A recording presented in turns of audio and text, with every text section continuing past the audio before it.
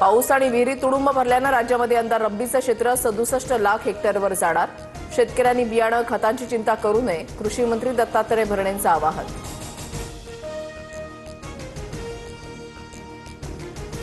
कल्याणमध्ये शिंदेंच्या शिवसेनेचे माजी नगरसेवक उमेश बोरगावकरांवर अज्ञातांकडून हल्ला। हाणामारी सोडवण्यासाठी गेलेल्या बोरगावकरांच्या गाडीची तोडफोड, हल्ल्यामध्ये एक जण गंभीर जखमी। निवडणुकीमध्ये उभे रहा, तुमच्यासाठी बँका खाली करून टाकू, सहकार मंत्री बाबासाहेब पाटलांचं वक्तव्य। हास्यकल्लोळ होताच बाबासाहेब पाटलांची सारवासारव। उद्या गोरेगावमध्ये मनसेच्या पदाधिकाऱ्यांचा मेळावा, राज ठाकरे पदाधिकाऱ्यांमध्ये मार्गदर्शन करणार।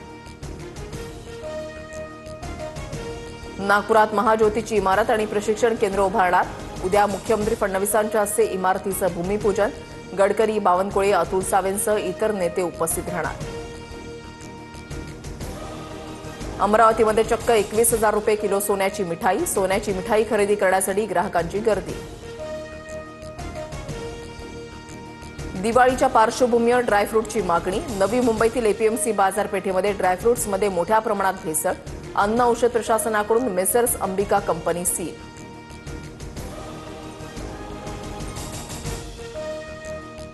दिवाळीत नाशिक जिल्ह्यातील बाजार समित्या बंद। कांदा विक्रीसाठी रांगा, आवक वाढल्यानं कांद्याचे दर कोसळले। दिवाळीच्या तोंडावर कांदा उत्पादकांच्या सोबत व्यापारी वर्गामध्ये नाराजी। पुढील 2 दिवस कोकणासह मध्य महाराष्ट्र आणि मराठवाड्यामध्ये पावसाचा अंदाज। पावसाची शक्यता असताना सांताक्रूजमधील तापमान 37 अंश सेल्सिअसवर।